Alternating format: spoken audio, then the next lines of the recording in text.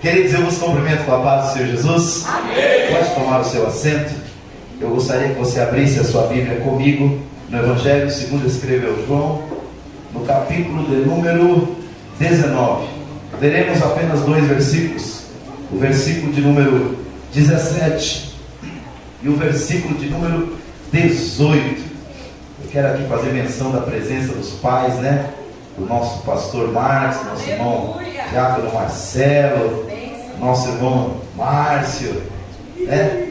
O sogro e a sogra aí da Yara, da pastora Laodiceia, amém?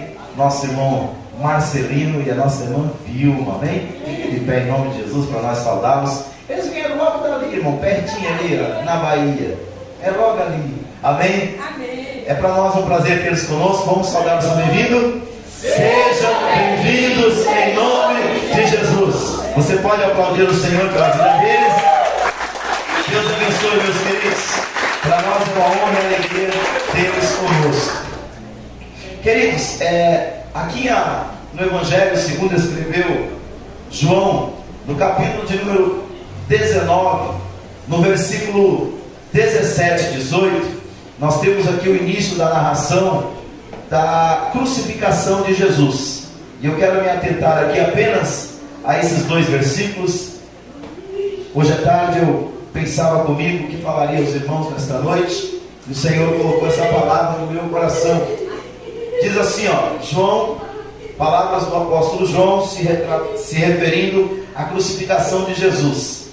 E levando ele às costas a sua cruz, saiu para o lugar chamado Calvário, que em hebraico se chama Gólgota, onde o crucificaram, e com ele outros 2, um de cada lado, e Jesus no meio. Jesus aonde? No meio. Amém? Amém. Queridos, quando eu olho para o Calvário, eu encontro vários significados para muitas coisas e para muito do que nós passamos. Mas quando eu olho para essas 3 cruzes, irmãos, eu encontro algo muito representativo para a humanidade, para a maneira que a humanidade se volta para Deus e para a maneira que Deus se volta para a humanidade. Quando eu olho para a cruz, eu entendo como o ser humano se relaciona com Deus, mas eu entendo também como Deus se relaciona com esse ser humano.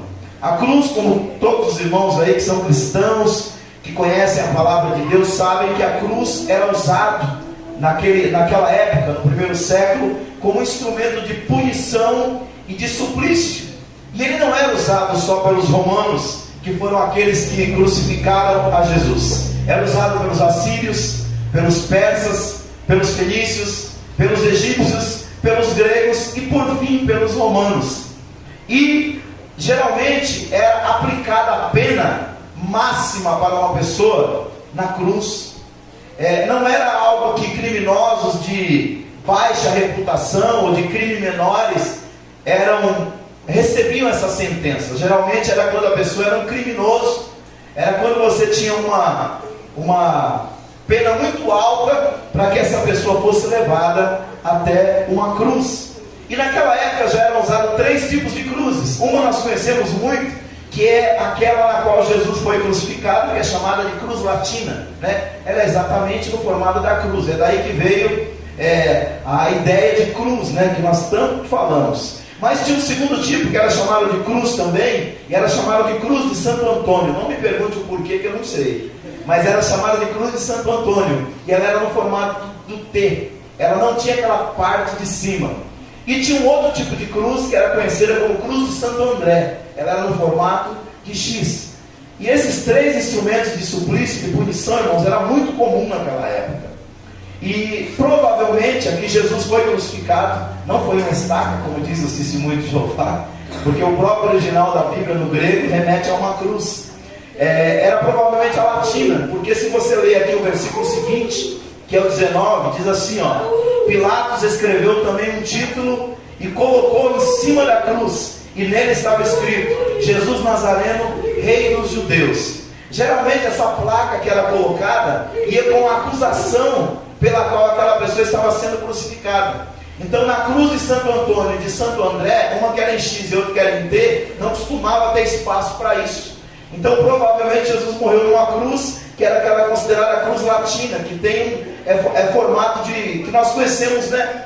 O formato mais tradicional aí. Na parte de cima havia acusação contra ele. Qual era a acusação? É que ele se dizia ser o rei dos judeus. Era como se ele tivesse blasfemado contra a lei judaica e por isso foi crucificado pela sua blasfêmia com a anuência dos romanos. Mas não é disso que eu quero falar. Eu quero falar da representatividade que essas cruzes têm para nós. A primeira cruz, irmãos, que me chama a atenção é uma cruz que representa cada um daqueles que nesta humanidade, daqueles que já viveram, daqueles que vivem e daqueles que ainda viverão, rejeitaram, rejeitam ou rejeitaram a Deus. Por que eu digo isso? Porque quando você lê Mateus capítulo 27, do versículo 38 ao 44, você vai ver que Jesus está crucificado no meio. Do lado esquerdo e do lado direito tinha dois malfeitores e os dois zombavam dele.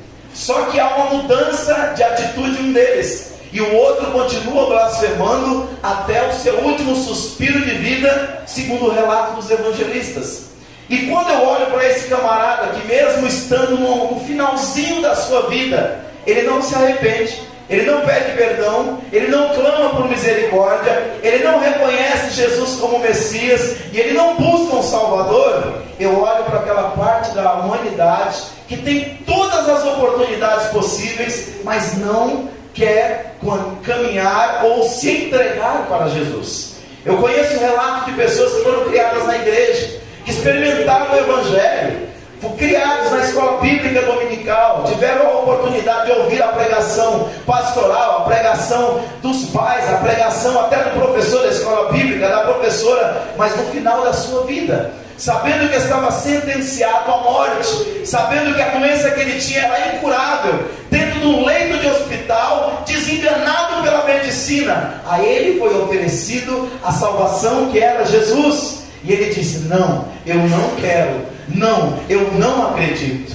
E esse tipo de gente, irmãos, ele está presente desde a época que Jesus pregou o Evangelho aqui na terra, e depois que ele passou essa missão para a igreja. Quando você abre os 28 capítulos do livro de Atos dos Apóstolos, você vai encontrar Paulo, você vai encontrar Pedro, você vai encontrar os apóstolos pregando o Evangelho. E é comum o evangelista Lucas, que escreveu o Evangelho segundo Lucas e Atos dos Apóstolos, dizer que uns criam, outros não acreditavam e outros diriam: voltaremos no próximo sábado na sinagoga para te ouvir de novo. Mas havia um grupo que de cara rejeitava o Evangelho e não queria saber de Deus. Então quando eu olho para a cruz e vejo aquele ladrão que segundo a tradição judaica e segundo a tradição católica se chamava Jefferson, eu vejo quem? Aquela parte da humanidade que por mais que receberá oportunidades, por mais que será estendida para ela a oportunidade, e alguém com a mentalidade fatalista diz: não, é porque esses o Senhor não escolheu, não, é porque esses o Senhor não predestinou, não, esse é porque o Senhor não nos chamou. Mas o Evangelho não diz isso. João capítulo 3, versículo 16 diz que porque Deus amou o mundo, Deus amou as pessoas, Deus amou a todos, de tal maneira que deu o seu Filho unigênito, para que todo que nele crê não pereça, mas tenha vida eterna. Paulo, para fortalecer esse pensamento, quando ele escreve para Timóteo, ele diz: Deus não quer que ninguém se perca, mas que todos cheguem ao conhecimento da verdade e à salvação. Irmão, seja uma proporção maior ou menor, dependendo das oportunidades, a graça de Deus está estendida para toda a humanidade. Mas nós estudamos esta semana passada justamente isso. A Bíblia fala que existe dois caminhos e duas portas. Uma porta é estreita e a outra é larga. Um caminho é estreito e o outro é largo. E sabe qual é o conselho do próprio Jesus? Porfiai por entrar pela porta estreita e caminhai no caminho apertado, porque apertado é o caminho e apertada é a porta que conduz à salvação. Então quando ele coloca isso diante de nós, ele nos dá uma opção, tanto de aceitação quanto de rejeição. E quando eu olho para o Calvário, eu vejo aquelas três cruzes, eu encontro uma parte da humanidade representada naquele malfeitor condenado, que não queria saber da salvação. Ele por si só, ele fechou a sua mente, ele trancou o seu coração, ele cauterizou a sua consciência e ele rejeitou o Evangelho. Mas quando eu olho para o outro lado, irmãos, eu encontro uma segunda cruz. E essa cruz eu chamo ela de a cruz do arrependimento sincero. Não é um arrependimento apenas emocional, que chora, que derrama lágrimas, porque tem gente que é assim, né? Ele chora, ele derrama lágrimas, ele se faz de vítima, mas quando dobra a esquina, mesmo comportamento, mesma atitude, mesmo caráter, não mudou nada. Ele se arrependeu? Não, ele teve remorso. O remorso, ele mexe com a gente. Até os homens mais ruins que pisaram nessa terra, em algum momento ele sentiu remorso.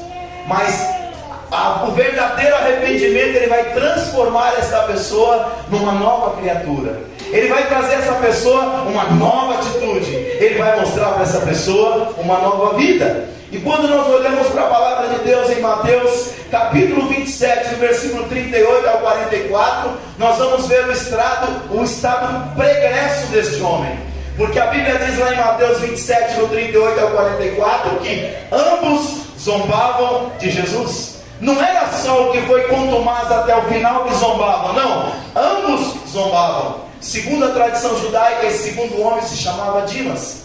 E ele também zombava de Jesus. E sabe qual que era a zombaria? Ué, você não fala que é o Cristo? Você não fala que é o Filho de Deus? Você não fala que é o Rei de Israel? Desça dessa cruz, salva-te a ti mesmo e salva a nós também. Só que tem um porém.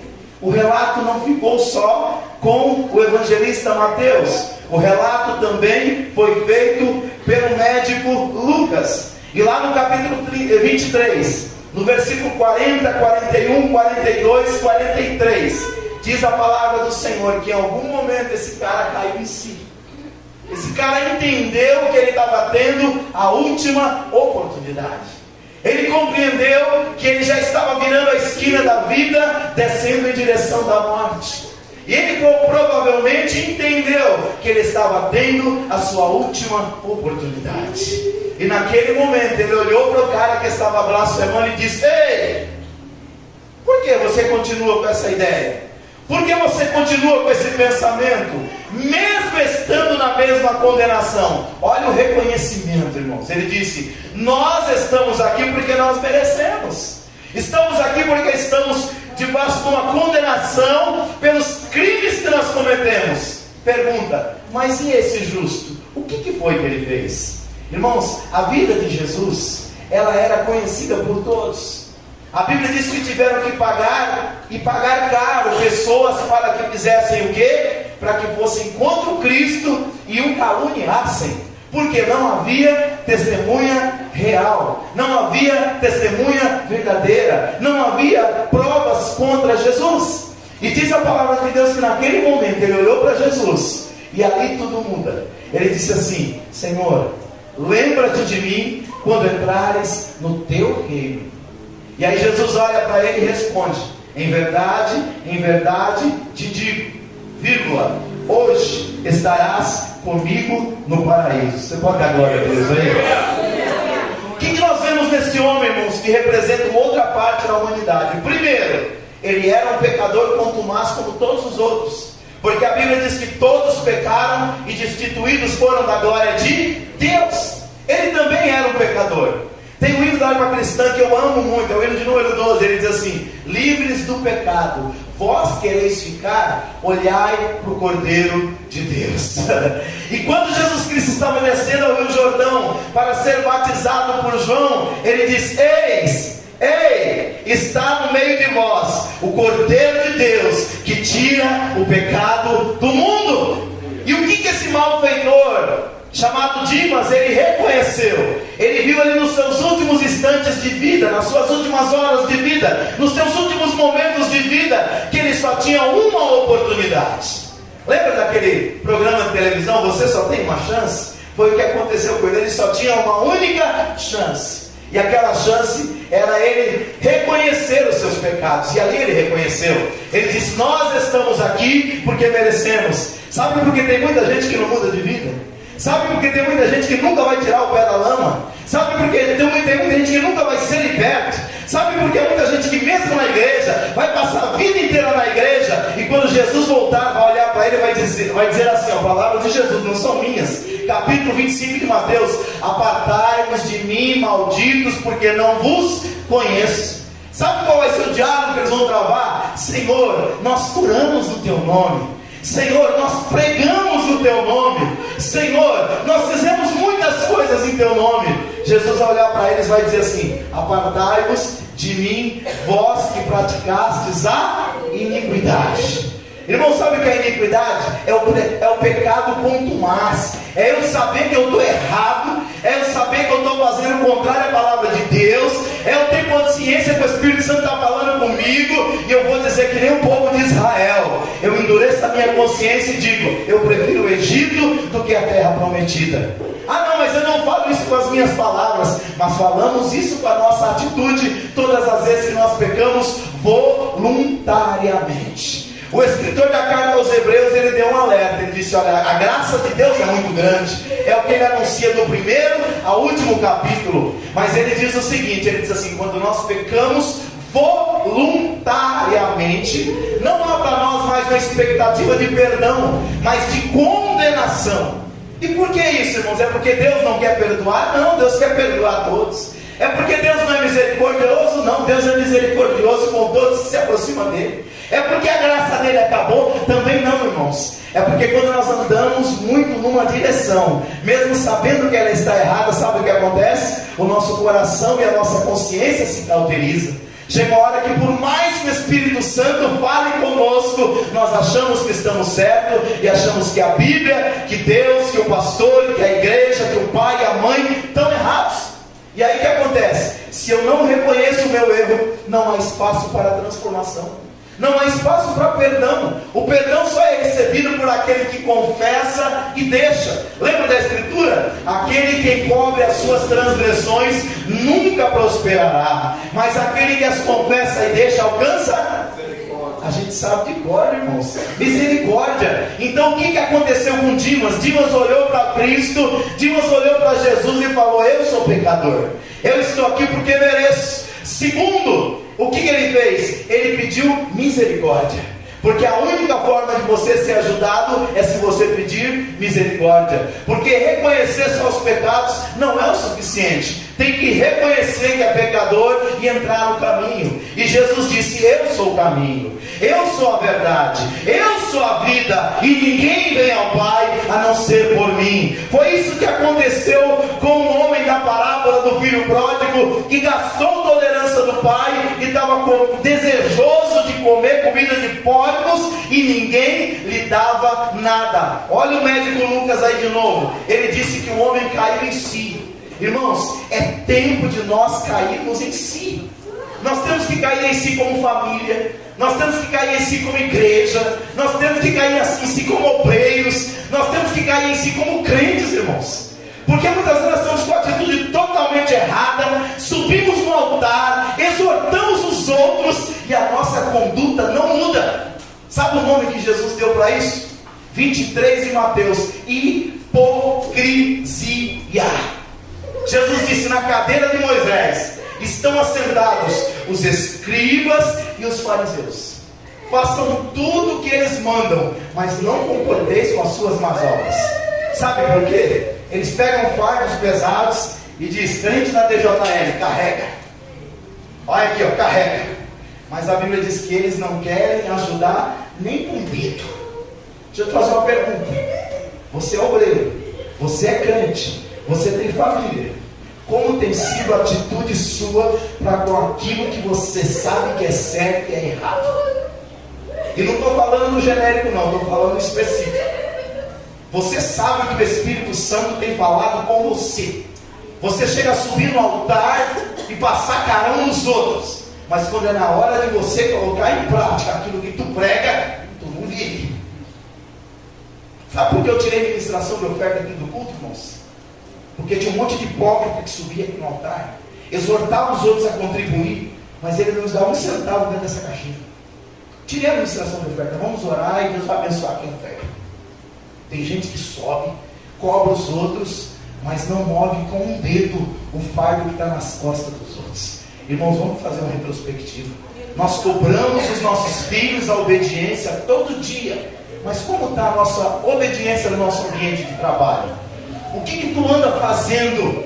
Irmãos, Deus não manda a palavra sem endereço. A Bíblia diz que a palavra que sai da boca de Deus, ela não volta vazia, mas ela prospera naquilo para o qual Deus a enviou. Pergunta, o que tu está fazendo na sua empresa, no horário que o teu patrão não está vendo?